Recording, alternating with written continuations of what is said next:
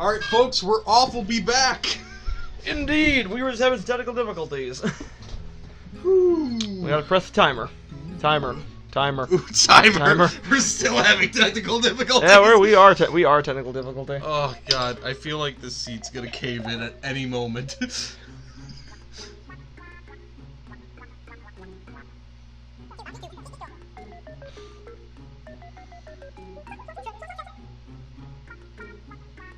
Yeah?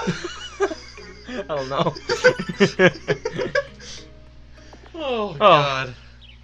Who am I kidding? He can't help us right now.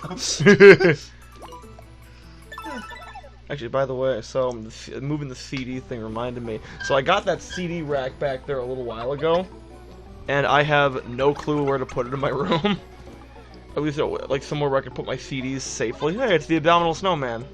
See, I think I told you before. I got a CD rack from Goodwill in the shape of a lizard. That's awesome. It was really cool. But back then I got it to store my video games, my video juegos. Yeah. Which, as you know, you only have like what, 5? Well, at that time I only had 3. Oh, I see. Excuse me. And I wasn't, the CD guy that I am today. So I was like, oh well, I'm never gonna use this again. Flash forward years later, I have tons of CDs. Yep. That will be how it goes, doesn't it? Yeah, yeah.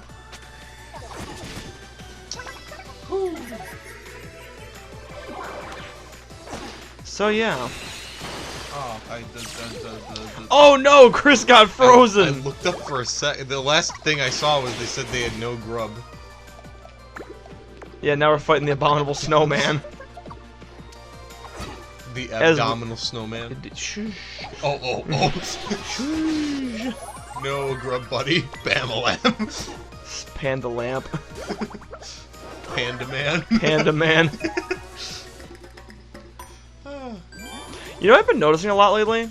There seems to be like a board game for most, like a strategy game for most popular media. Yeah? Which I'm kind of into. Although, like, yeah, one that surprised me, I saw at Walmart, they had the board game's called Horrified, and it's based on the Universal monsters. And I've actually been meaning to pick that one up for a while now. It's like, huh, I didn't expect to make a board game off of this, you know? Yeah, yeah. I figured they'd be too niche.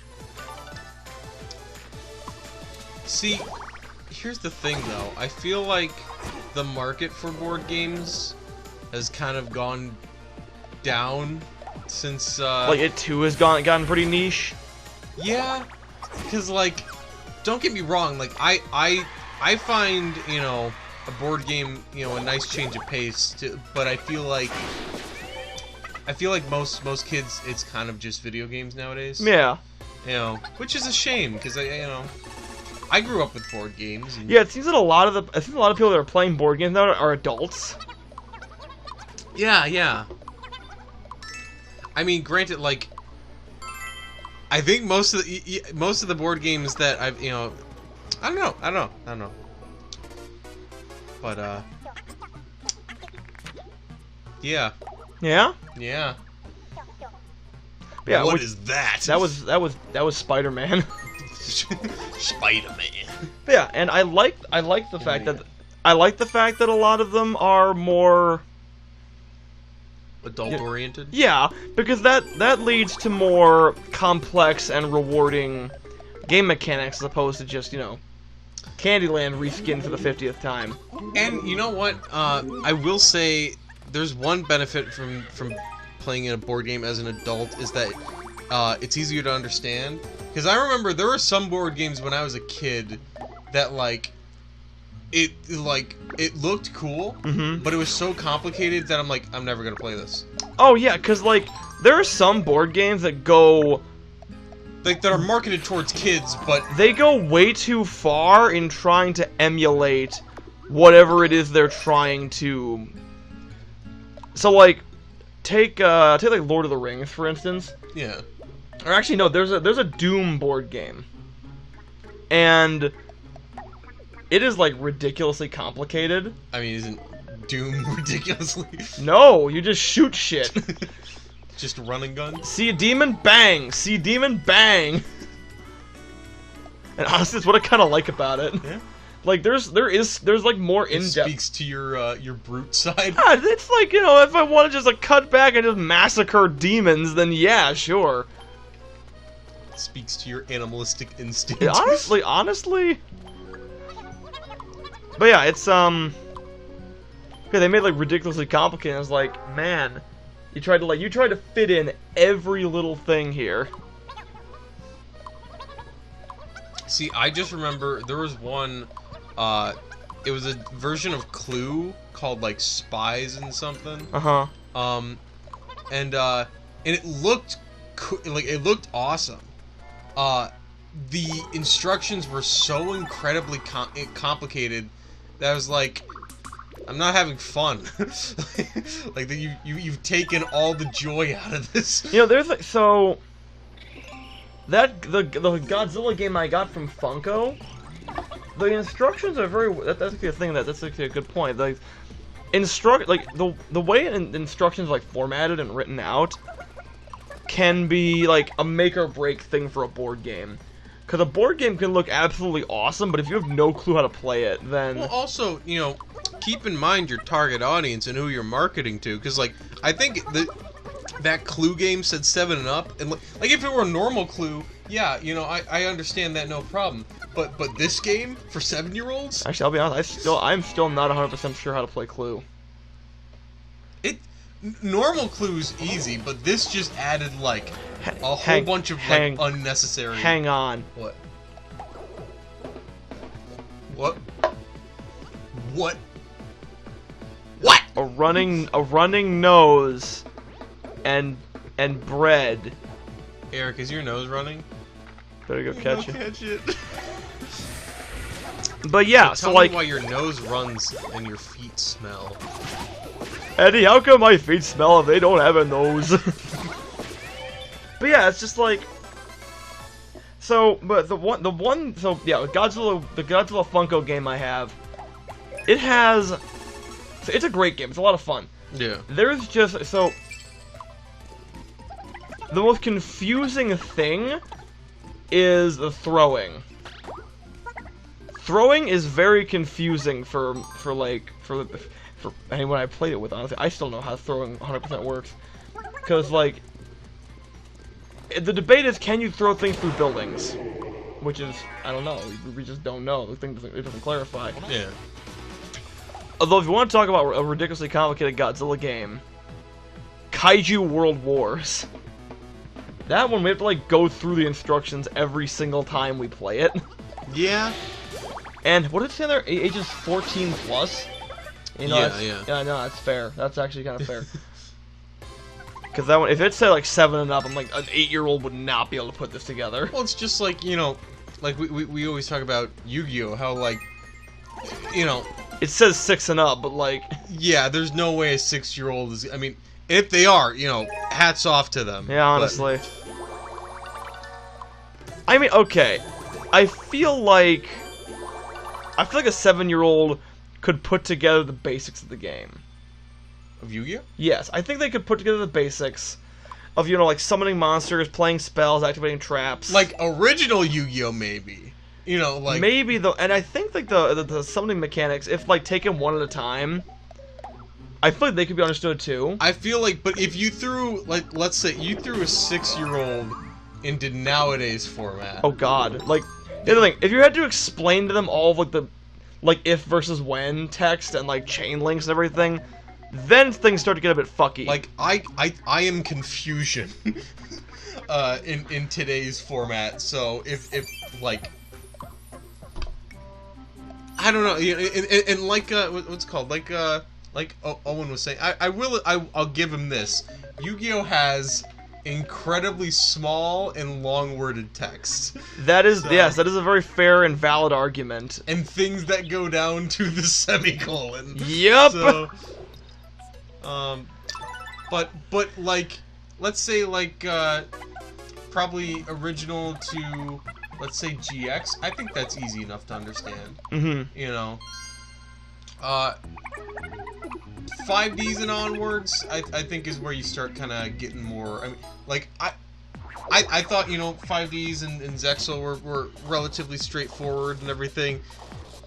After that, with the was it the Arc V and Vrains, the links and the pendulums. Here's and the thing. links. I feel like each I feel like each mechanic. Yeah, I got you.